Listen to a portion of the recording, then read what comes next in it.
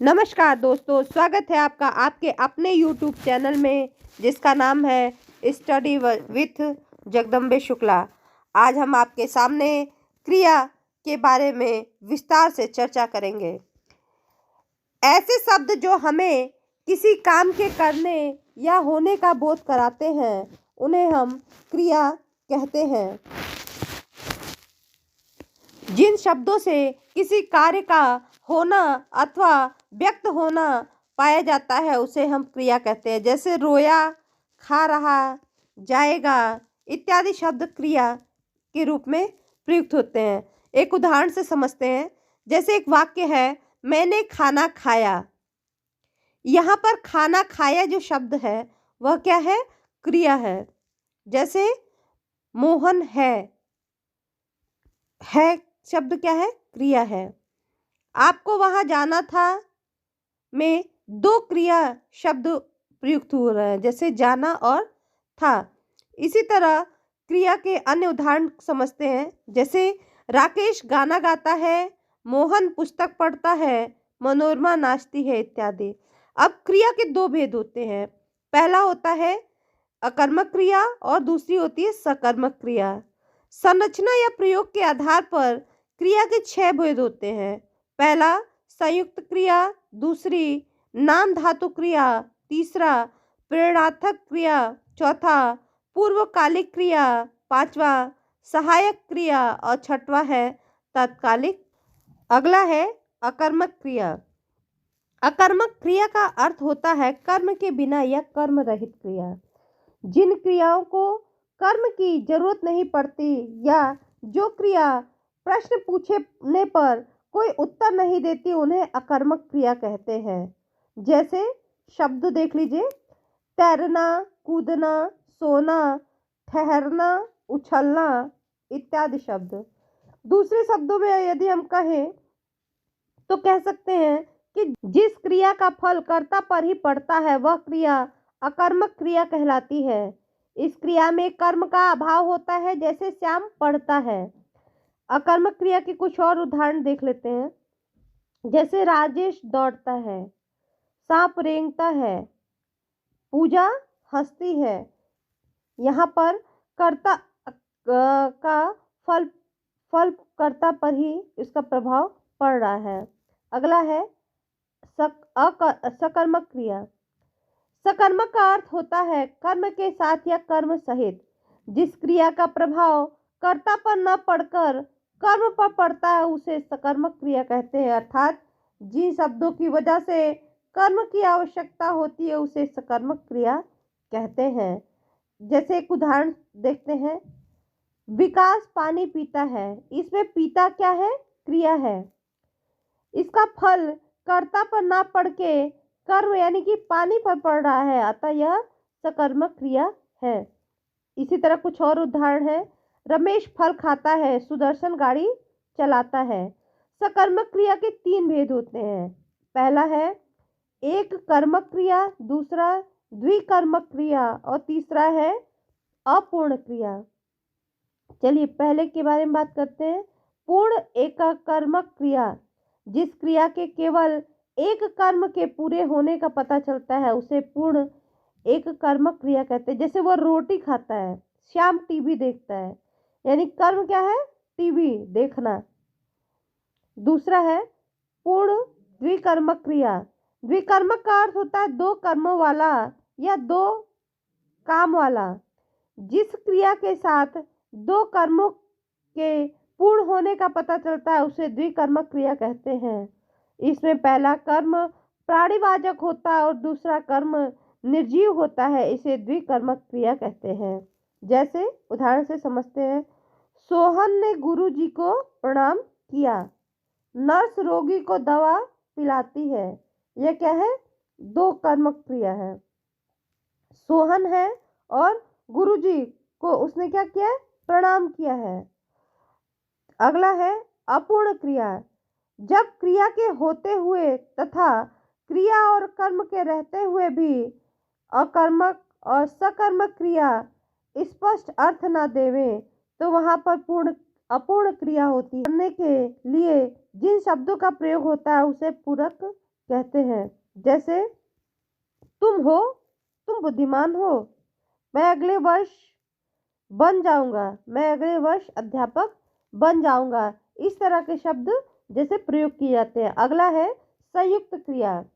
जो क्रिया दो या दो से अधिक धातुओं के मेल से बनती है उसे संयुक्त क्रिया कहते हैं। दूसरे शब्दों में कह सकते हैं कि दो या दो से अधिक क्रियाएं मिलकर जब किसी एक पूर्ण क्रिया का बोध कराती हैं तो उसे संयुक्त क्रिया कहते हैं। जैसे बच्चा विद्यालय से लौटा, बच्चा कहाँ हुआ है, इसमें लौटा, ये शब्द क्या है, संयुक्त क्रिया के रूप में है, लौट आया। फिर एक किशोर रोने लगा, तो रोना और लगा, वह घर पहुंच गया, पहुंच भी क्रिया है और गया भी क्रिया है। एक सकर्मक है, दूसरी अकर्मक। इस कारण से यह संयुक्त क्रिया कहलाई है। संयुक्त क्रिया के 11 भेद होते हैं। पहला है आरंभ बोधक क्रिया।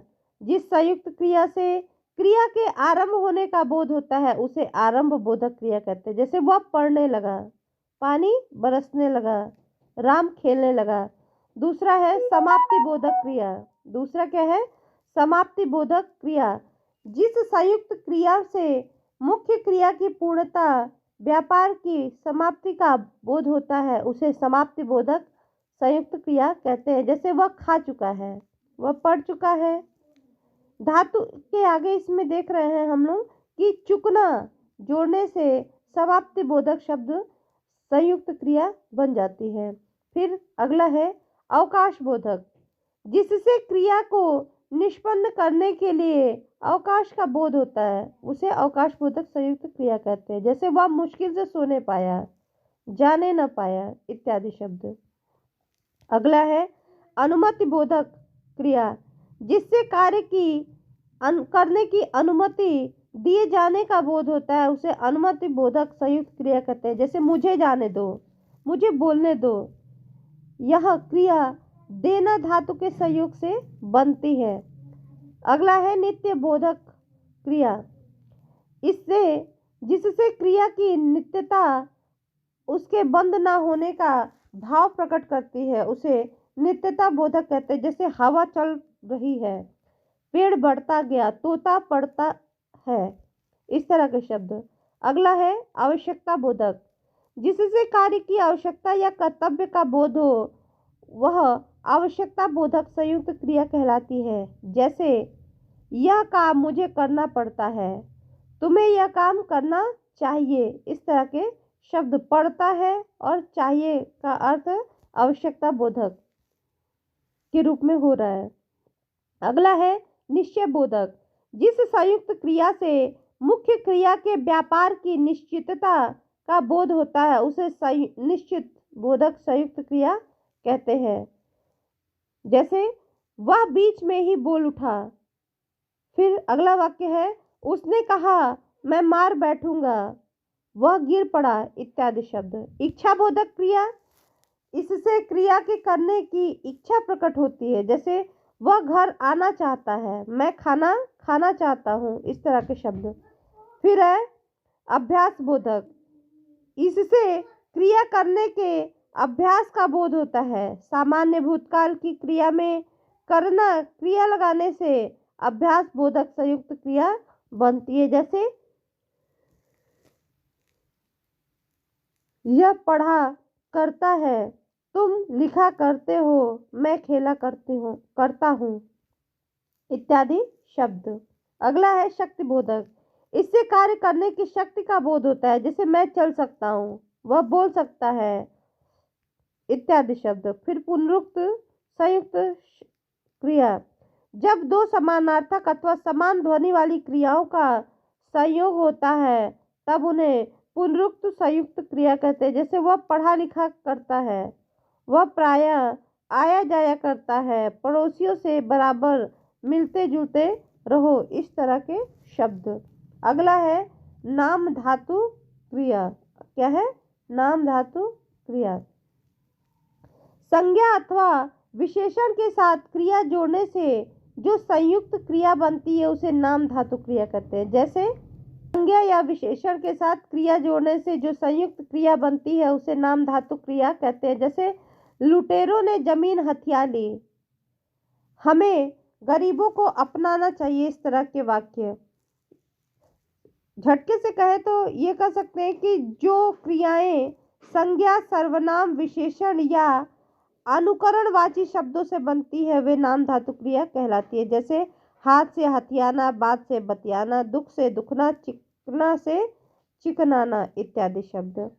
अब संज्ञा शब्द और नाम धातु के कुछ शब्द बताते हैं। जैसे शर्म से शर्माना, लोभ से लुभाना, बात से बतियाना, झूठ से झुठलाना इत्यादि शब्द। अगला है प्रेरणार्थक क्रिया।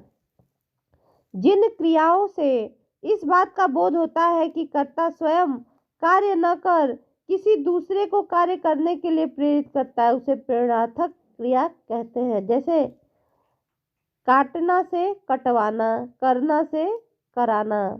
मालिक से एक उदाहरण द्वारा समझते हैं। मालिक नौकर से कार साफ करवाता है, अध्यापिका छात्र से पाठ पढ़वाती है। प्रेरणार्थक क्रिया के दो रूप होते हैं। पहला प्रथम प्रेरणार्थक क्रिया, दूसरा है द्वितीय प्रेरणार्थक क्रिया। इस तरह से समझते हैं इसे एक उदाहरण देकर। माँ परिवार के लिए भोजन बनाती है, जोकर सर्कस में खेल दिखाता है। इन क्रियाओं में कर्ता प्रेरक बनकर प्रेरणा दे रहा है, अतः ये प्रेरणार्थक क्रिया के उदाहरण है। दूसरा है द्वितीय प्रेरणार्थक क्रिया। माँ पुत्री से भोजन बनवाती है, फिर जोकर सर्कस में हाथी से करतब करवाता है। पहले वाक्य और दूसरे वाक्य में प्रेरणार्थक क्रियाएं एक ही हो रही हैं, परंतु उनको करने और करवाने वाला कर्ता अलग अलग है। प्रथम प्रेरणार्थक क्रिया प्रत्यक्ष होती है और दूसरी में अप्रत्यक्ष मानी जाती है। अगला है पूर्वकालिक क्रिया। जिस वाक्य में मुख्य क्रिया से पहले यदि कोई क्रिया हो जाए तो वह पूर्वकालिक क्रिया कहलाती है। अर्थात जब कर्ता एक क्रिया समाप्त कर उसी क्षण दूसरी क्रिया में प्रवृत्त होता है तब पहली क्रिया पूर्वकालिक क्रिया कहलाती है। जैसे पुजारी ने नहाकर पूजा की, राखी ने घर पहुंचकर फोन किया, इस तरह के वाक्य। जैसे पूजा की और फोन किया ये मुख्य क्रिया है, लेकिन इससे पहले नहाकर पहुंचकर जो क्रियाएं हुई ये पूर्वकालिक क्रिया है। एक और उदाहरण समझते हैं। चोर सामान चुराकर भाग गया, व्यक्ति ने भागकर बस पकड़ी। अगला है सहायक क्रिया। मूल क्रिया के साथ प्रयुक्त होने वाली क्रिया को सहायक क्रिया कहते हैं।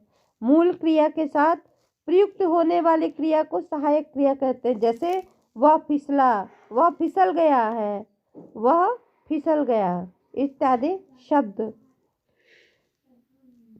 दूसरे शब्दों में क्या है तो जो क्रिया मुख्य क्रिया की सहायता करती है उसे सहायक क्रिया कहते हैं। जैसे वह आता है, तुम सोए हुए हो। इसी के साथ अगली है तात्कालिक क्रिया। यह क्रिया ही पूर्वकालिक क्रिया की तरह मुख्य क्रिया से पहले खत्म होती है, लेकिन इसमें तथा मुख्य क्रिया में समय का अंतर ना होकर क्रम का अंतर होता है, उसे तात्कालिक क्रिया कहते हैं। जैसे वह आते ही सो गया, वह आते ही सो गया में आते ही सो गया शब्द। शेर देखते ही वह बेहोश हो गया, देखते ही वह बेहोश हो गया। ये क्या है तात्कालिक क्रिया के उदाहरण हैं। धन्यवाद दोस्तों। यदि आपको ये वीडियो पसंद आया तो प्लीज़ लाइक, शेयर और सब्सक्राइब करना इसे ना भूलें। धन्यवाद।